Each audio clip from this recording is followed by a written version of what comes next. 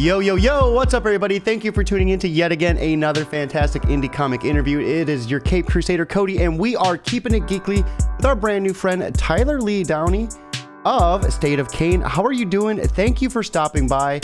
And yeah, welcome to the stream, Tyler. I know we've set this up a couple weeks, maybe about a month or two ago, so I'm really excited to get you on. I had a chance to dive into my issue of the State of Kane as well, so I'm excited to break it down with you. Yeah, I'm excited about it too. I've been looking forward to it for ever since we scheduled it. So you said you started creating comics roughly about 6 years ago, correct? Yeah, I've started about 6 years ago. Most of them, like I said to you, they were just like drafts, and they were just me learning and trying to refine what I wanted to do. But, State of Kane, the first issue, and of course the whole series, it's what I wanted to do. So what is that, though? What exactly did you want to get out of comics when you started creating them? I just wanted to do something that's mostly... That's a good question. But I just wanted to do something that really interests me. I'm not trying to do something really big or really different, or trying to do something that overshadows everything else, or something really intellectual. I'm just trying to do something something thoughtful, something that would still make you think. Because I think State of Kane is good for that. I think, later on, the first issue is also pretty good for making, being a little deeper. Yeah.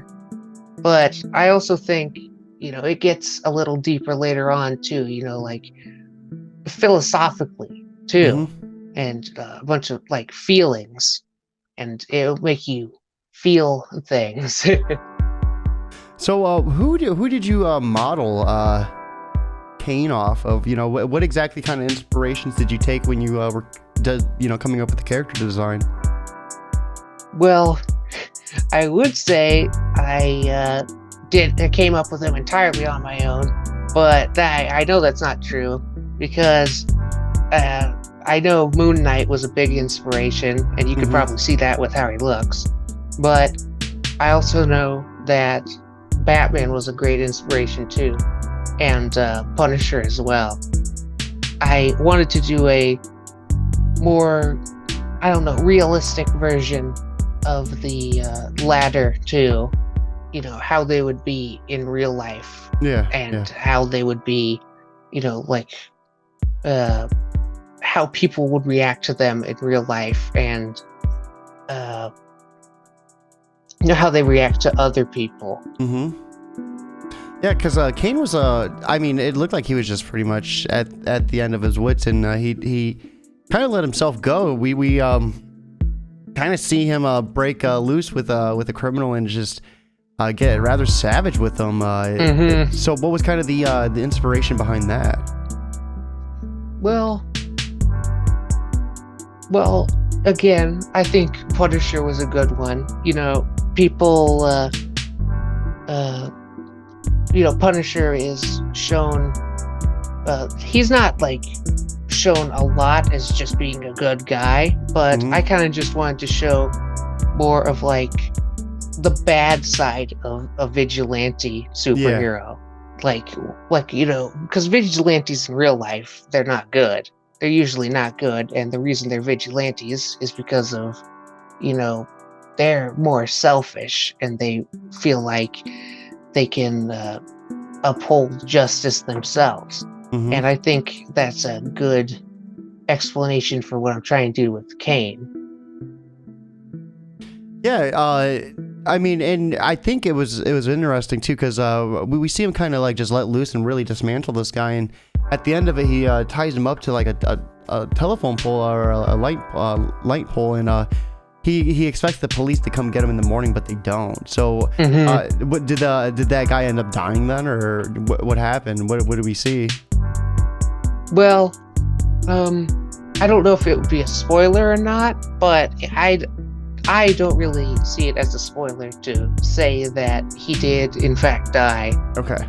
Because he left him on the light pole, expecting, like you said, expecting the police to get him. But, he's so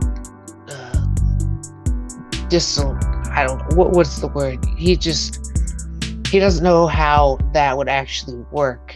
And the police obviously would not do that. Like, they wouldn't pick up criminals on the side of the street, like wrapped up by Batman in real life. But, and that's what I was trying to do there too.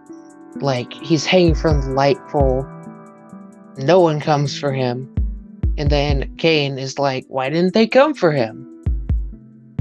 So that's pretty much it with issue 1. There was really, there was a little bit of like narration in the beginning, but not much of like a introduction to Kane. It just kind of, we're introduced to him kind of just beating the crap out of this guy. Like, what kind of drove you to want to take that type of approach with him? What type of approach? Just like no backstory? Yeah, kind of where you gave that little narration, and then you kind of just put him right into action. Because I to me at least, I think it's more interesting for this character. I don't think you need to know his backstory right away. Because I did have versions, because I've been testing out Kane for 6 years, and I've been writing a lot of versions. And I did have versions where Kane had like a backstory, and the whole thing was focused on his backstory, and it just didn't feel as good to me, and or impactful as just he's there, he's been doing it for a while, and that's all you really need to know until maybe later. Okay, so where are we going to see Kane go next? I know you said you were working on issue 2, so without really spoiling it too much, like, where are we going to see the adventure start to take him after issue 1? Well, I already know, like, I've got like 6 issues ahead planned, so that I think that's pretty exciting, just to me. But in the second one, of course, without spoiling it, he just he acknowledges that the police failed in his mind, and he wants to kind of stick it to them, like either by trying to do a better job by catching more criminals, or by trying to just be disrespectful to the police, or trying to... Do we see him like have any accountability for killing a man though? Like do we see him kind of at conflict or at ends with himself for doing that? Well, in issue 2, maybe you might see it. I gotcha, because in issue 1, he kind of felt like he didn't want to do that. He didn't mean to go that far. So I was just wondering if we said like see any resolution to that. I think in issue 2, there's going to be kind of an explanation. Well, not really an explanation, but more of it's an explanation to that whole him killing someone and not being fazed by it. Because in the second one, something happens, and he may or may not be actually fazed by it. Okay. So, with Kane being kind of like your first comic, right? The first one you published. So, how does it feel to kind of have your first book out there? Was this the book that you've kind of always been dreaming of, or did you have something in mind before you first started writing comics? Oh, well, I had a lot of ideas in mind, but Kane was always like on top. There was times where I had other heroes that I was thinking of. they're still going to be in other comics in the future because, I've thought about the universe and, the comic universe, and kind of figured out their place in that universe. And I've kind of reasoned that Kane should be the start of the universe, Okay. that comic universe. So what else are we looking at seeing in that universe, going forward? Like what else, what other type of properties? Well, I think there's going to be, if you read on my website, stateofkane.com, you would see that it kind of hints at more supernatural elements too. Because I'm a really big fan of supernatural, creepy, maybe folklore, mystical stuff. Yeah, that's pretty cool. Yeah, and that could appear in the comic and other comics afterwards. And of course, I just also kind of want to do in the future, this is the vigilante side of things, and I also want to do kind of like in DC, I want to do the magic side of things and the superheroic side of things. Yeah, that'd be cool. But put my own spin on it, of course. So where can we see you going after the State of Kane? Are you going to be heading towards that magical side, or are you going to be trying to do another project in between? Are you always going to be kind of working in this universe, or do you have plans outside of it as well? After the entire State of Kane series? Well, just, after issue 1 and 2, after you get done with issue 2, are you going to be working on issue 3 or anything else outside of that? I'm just going to be working on State of Kane because that's what I want to do, and I like doing it right now. Yeah, but afterwards, that's when I'm going to work on the wider universe and all the other characters. So, what type of inspirations did you draw all together for this type of world building? What type of comics or animations did you watch that kind of drove you to create this world that we see within the State of Kane? Well, I really like Batman the Animated Series. Yeah. So that could be a big explanation. And I also like, I like Lovecraft lore a lot. So that could be a good explanation for the mystical side of creepy supernatural side of things. Yeah, and I also just like, the more realistic kind of parodies on superheroes Invincible and The Boys. And I kind of want to do my own version of that, but with vigilantes. So with the first issue, how many pages was it altogether? It felt like it was I think 19 or 18 or something. So what drove you to kind of go under usually typical comics are around I want to say 24 or 25, aren't they? I think so. I just wanted to make it as long as it needed to be. I don't want to fill it with stuffing and stuff. Yeah. Okay, so yeah, I had such an awesome time reading it. Who was your artist? Was your artist also the same artist, the colorer as well, or did you hire a different colorist for the issue as well? Nah, he did the color as well. I had his name was Andres Calderon, I think, and he was on Fiverr. Okay, and he did the all of the art, all of the color, and all of that. And I had Nikki Powers on the lettering. She was really good. So what type of directions did you try to give your artist to create Kane? Did you have Kane pre-designed, or did your artist come up with a design for you? I think I don't know if it's surprising or not, but I pretty much designed him wholly beforehand, before making the comic, because I drew him a bunch trying to flesh out his design and making it look as good as possible.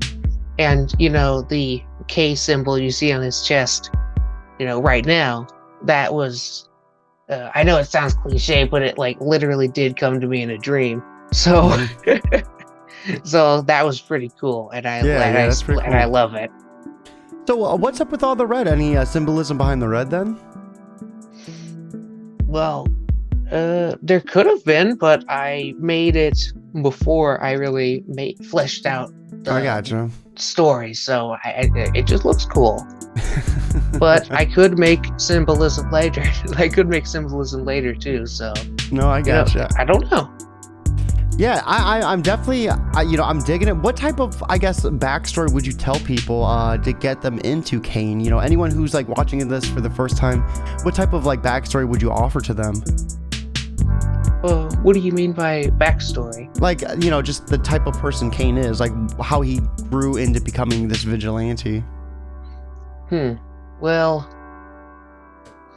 I would just say, like, on the backstory as a whole, I would just say I think it's kind of a Joker scenario where I think, at least in my opinion, that he's better without a backstory because Okay. of the whole mystery. But I think the simplest backstory would be the one that works the best, where he just he saw that Doulahan, his state was failing, and he felt like it was on him to make it a better place. Mm-hmm. Because, he lives there and he wants to make it better. And he hates seeing his people so beaten down. But Yeah. of course, later on, he learns a better way to do it than he is doing it now. Okay, so I got you. So he's gonna learn some things along the way. It's gonna help him kind of change his perspective on things. Mm-hmm. I gotcha. It's not a spoiler, but he definitely becomes a better person throughout the comic. Okay. Yeah, no, that's good. That's good. Yeah, because the first issue, like him being a vigilante, just was really interesting to kind of see him go off the hand and just like annihilate this guy and essentially end up killing him. Mm-hmm. But it was funny because in the beginning he said he wants to make sure this person never does it again, and yeah, he succeeded. Mm-hmm. Kind of a backwards way. Yes, sir. So, with that being said, I think we pretty much covered issue 1 entirely. I wanted to pull it up, but unfortunately, I didn't have a PDF, and then you were on your phone, so we didn't have that capability. Yeah. But I think we did a good job painting the picture of what to expect. With that being said, before we end things, I do want to ask you one more question, and that's for anyone that's out there that's kind of struggling to create their own comic, to come up with their own idea, and just kind of get it on paper. What type of advice would you suggest to them to kind of help them push through? Well, that's a good question because I wonder that myself a lot. But usually I would just say to just write, because when you write, you just get into the flow of things. Yeah. But you just gotta start writing. Like it can be anything. You could just write about like your day. You could write about like the shower you took. You could write about you mowing the lawn. It could be anything. Just have fun with it. And yeah, a lot of the times you can come up with something crazy that you never imagined you were capable of, with just starting. I think that's really good advice. You'd be surprised. I hear that a lot from people in terms of just doing it, because that's what you need to do to get better, is just to actually do it. Because 9 times out of 10, when you first start, it's not going to be your best work. Yeah. And if it is, you hit gold. Yeah, that was definitely what my problem, wanting to do it great the first time, with going story after story and after story and never finishing any of them because I didn't like them. And, to give myself credit, they weren't that good because I was just starting out. Yeah, but also, then I finally refined it enough and made what I wanted, and I'm going with it. So, when are you looking to drop issue 2? Are you looking to do a Kickstarter? Or are you looking to self-publish? Like, where can we see you in the future? Well, I know that there's probably going to be no Kickstarter because I don't really need it right now. I gotcha. And the first one was really helpful because I wasn't in the situation I am right now. But I'm still going to be self-publishing it, putting it on my website and putting the digital versions on Amazon. But I can't really say when it's going to drop because I say it before. I say it's going to come out on this date, and then something happens. Then my artist comes down with the cold, and then my letterer disappears, and then just a bunch of things happen, and then it's like saying when it's going to come out is just a curse. So I don't say that better anymore. Be safe than sorry. I gotcha. All right. Well, I think we did a good job covering it. You had an awesome response as well. I appreciate you coming on. Sorry about earlier. We had a little bit of a mix-up, guys, where my Calendarly had me slated for a later time, so Tyler was ready for this interview almost 12 hours ago. So sorry about that, but on the bright side of things, we didn't have a room full of kids running around, so some peace and quiet tonight. And I think it kind of gave us a little bit better of an opportunity to break it down, so definitely appreciate you being willing to come back on later. With that being said, guys, no problem. We are going to be wrapping it up. This is a fantastic Tuesday night. It is going to be a brand new comic book day tomorrow, so stay tuned. We're going to have some new things coming out tomorrow. With that being said, Tyler, thank you once again for stopping on. But most importantly, guys, keep it geekly.